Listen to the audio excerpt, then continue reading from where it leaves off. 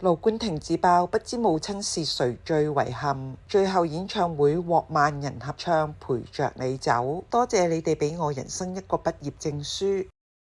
盧冠廷紅館演唱會尋晚尾場播出盧盧受訪片段，提到1977年佢參加咗一個美國歌曲創作比賽奪冠，佢嘅得獎歌曲收錄咗喺一張唱片裏邊，後來喺拍賣網得到呢隻碟，再聽到自己當年嘅歌聲，忍唔住激動落淚。佢喺 Encore 環節亦都以呢首歌作結，為佢紅館最後一次演出畫上句號。盧盧亦提到陳文父親有冇母親嘅相片，父親話有，但係冇俾佢睇過。佢話如果佢嘅音樂路上有媽媽陪伴係好好嘅事，可惜佢未見過生母。佢最遺憾嘅就係唔知道媽媽是誰。盧盧自言人生中最驕傲係養活咗太太唐書琛。演唱會尾聲，盧盧唱出當年爆喊寫出嚟嘅歌曲陪着你走，佢感謝大家由1983年開始陪住佢走到今天，並獲全場9000人齊跟盧盧大合唱。之後唱但願人長久，就多謝觀眾俾佢人生一個畢業證書。演唱會後，唐書琛表示呢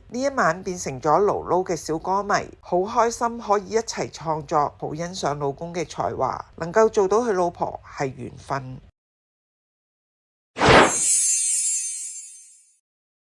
苗僑偉開工拍劇迎67歲生日，大女苗彤特晒婚照，爽朗大笑。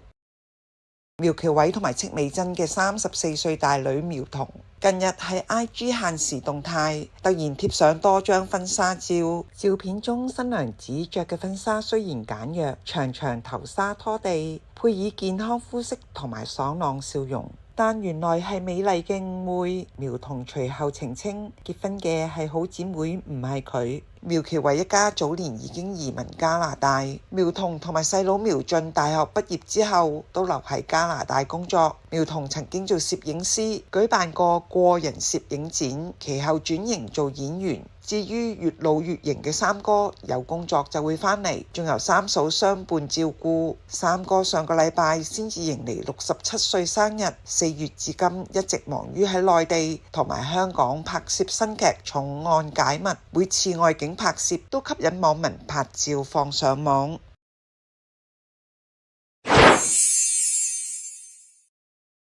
唐佳逝世，阿仔黃宗澤哽咽痛心，姜大衛不捨師父離去。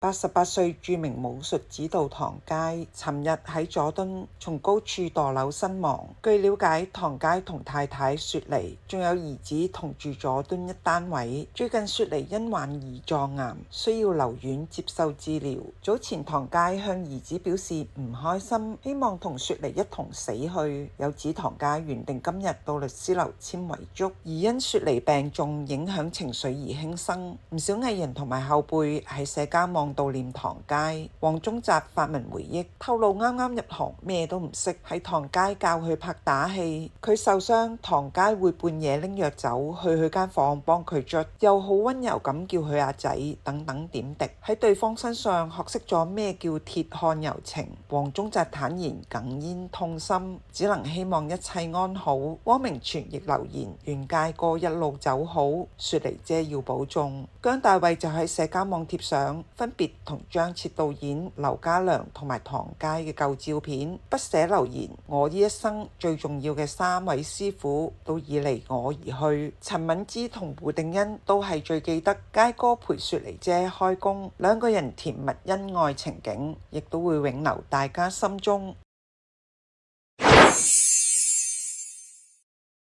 77歲汪明荃大馬 show 宣布暫別舞台，回港換靚衫，赴摩洛哥拍攝精力勝。77歲阿姐汪明荃啱啱喺周六晚喺吉隆坡開 show， 同時宣布暫別舞台。巡迴演出雖然告一段落，但阿姐工作未有停下嚟，仲行色匆匆。尋晚佢同阮浩中同埋攝製隊浩浩蕩蕩現身機場，喺凌晨出發去摩洛哥拍攝旅遊節目。網民都不得不佩服阿姐哪來的精力，又有讚佢行程緊密之餘仲容光煥發，精神飽滿。一師不久嘅阿姐仲嚟過機場時尚頭戴草帽，配上天藍底青色花花套褲，潮爆出發。阿姐喺吉隆坡嘅演出有早前自爆第4度患癌，決定放棄治療嘅老公羅家英陪同，仲擔任表演嘉賓，同阿姐喺台上恩愛合唱 ，sweet 爆全場。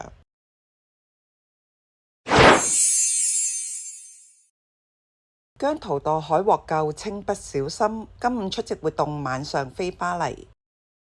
MIRROR 成員姜濤，尋日晏晝4點幾喺西區副食品批發市場附近墮海，先由喺岸邊嘅釣魚客將水泡拋落海施救，再通知附近嘅夜3號領航船拯救。姜濤由墮海至到被船員救起，歷時10幾分鐘。據指姜濤墮海之後表現好驚，幸好救起嘅時候仍然清醒，被送到瑪麗醫院治療之後冇生命危險，再轉到私家醫院檢查。事後姜濤喺社交網報平安，話只係自己唔小心發生咗小意外，我冇事，請大家放心。隨後再貼上舉起手指公嘅相，表示今日將如常出席活動，同隊友盧瀚霆、呂爵安同埋李俊傑出席麥花臣舉行嘅真人 show 旅遊節目分享會。雖然四子有出席並與粉絲見面，但互動遊戲取消，將延至7月29日重做。活動結束後，姜濤就要到機場飛往巴黎出席時裝週。鄭欣宜復出亮相《我是歌手2025》，被讚譽她的歌聲是歲月釀造的蜜糖。鄭欣宜神隱2年，近月有傳係加盟環球唱片，同埋今個月推出新歌，又有指佢同唱片公司高層喺酒店餐廳密會，為復出樂壇做好準備。尋晚湖南衛視《我是歌手2025》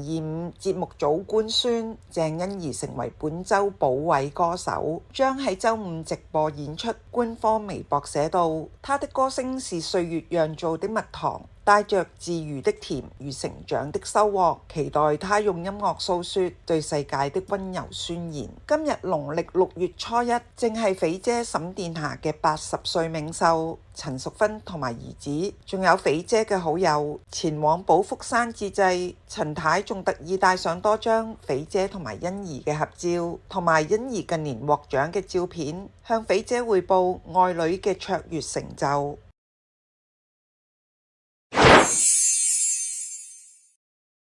黃建文割傷手指狂飆血，醫生唔俾出院等睇骨科。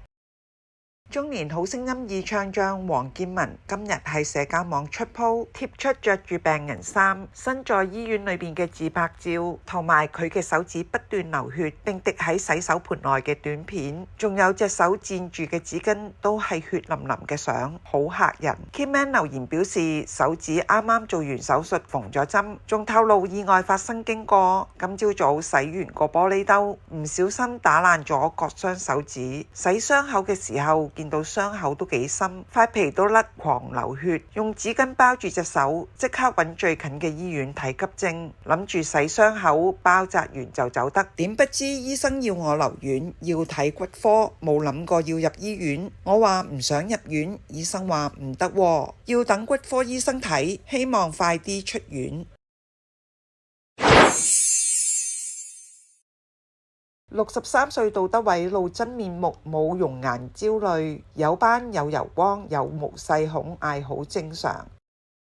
63歲嘅杜德偉，無論身材外貌保養得宜，開 show 依然勁歌熱舞，活力無限。每次跳唱經典歌脫掉，就真係脫掉長褲，露出貼身短褲，大 show 火辣性感。不過 Alex 呢位凍齡男神日前喺小紅書竟然曬出攰爆攤喺凳上面嘅照片，留言容顏焦慮，冇關係啦，有斑有油光有毛細孔，其實好正常。第二日 Alex 隨即曬出多張靚仔造型照，教大家保養，拒絕內耗，飲水、瞓覺、食清淡、音樂，間唔中運動，冇其他啦。仲話適用於任何年齡，叫姊妹們加油。又搞笑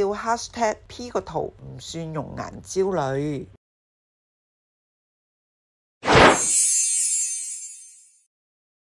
蔡瀾6月25日離世，終年83歲，遺體已火化，不設任何悼念儀式。83歲蔡瀾4月因病入 ICU， 隨後喺佢嘅社交平台交代，話身體有毛病要休養，叫大家唔使太擔心，然後再次絕跡社交網。到琴晚傳出佢病逝消息，今午蔡瀾嘅微博發出公告，稱蔡瀾於前日6月25日喺親友陪同下，於香港養和醫院安詳離世，並遵從蔡瀾意願，不設任何儀式，遺體已順利火化。蔡瀾與金庸、倪匡、黃霑並稱香港4大才子，曾經同倪匡、黃霑一齊主持訪談節目《今夜不設防》，收視率曾經創下紀錄。BBC 更派團隊拍攝專題。舊年4月，蔡瀾喺尖沙咀嘅酒店公寓接受明周訪問，細述太太離世後嘅心境轉變及面對生死嘅淡然與豁達，透露當年第一次踏足香港，20幾歲嘅時候企喺海邊，已經為維港美景讚嘆不已，所以人生最後嘅日子，希望每日都可以睇到維多利亞港。當時佢話將來死咗，火化嘅骨灰都要撒落海，希望永遠沉浸喺美麗嘅維港。但當時助理話海裏邊亂拋垃圾係犯法嘅，佢聽咗之後哈哈大笑話，咁冇辦法啦。透露屋企人已經為佢喺新加坡買咗龕位，不過佢更加喜歡香港。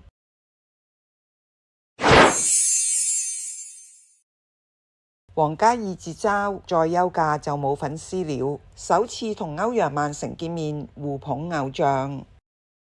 王嘉爾連日遊走巴黎同埋上海出席品牌活動。日前佢喺巴黎受訪，被問及時裝週後有冇計劃休假，佢幽默回應話唔能夠再休假啦，咁樣會連事業都冇埋，而家已經冇咩粉絲，仲休假真係要退休啦。尋晚喺上海嘅活動， Jackson 就接受咗歐陽曼成嘅訪問，兩人惺惺相惜，原來一直係網友，今次先至係首次見面。 Jimmy 同埋 Jackson互捧對方為偶像。 Jimmy 覺得佢哋嘅成長都好相似，都係喺香港出生，又係上海人，所以呢個訪問佢哋用咗兩文四語，英文、普通話、廣東話同埋上海話，亦都不忘互相吹捧。 Jackson 重複講仲發埋誓，話不停有睇 Jimmy 每個視頻。 Jimmy 感謝 Jackson 嘅支持，話自己嘅爸媽都冇咁樣鼓勵佢。佢哋又相約互捧對方嘅棟篤笑同埋演唱會場，仲約定下次齊做播客。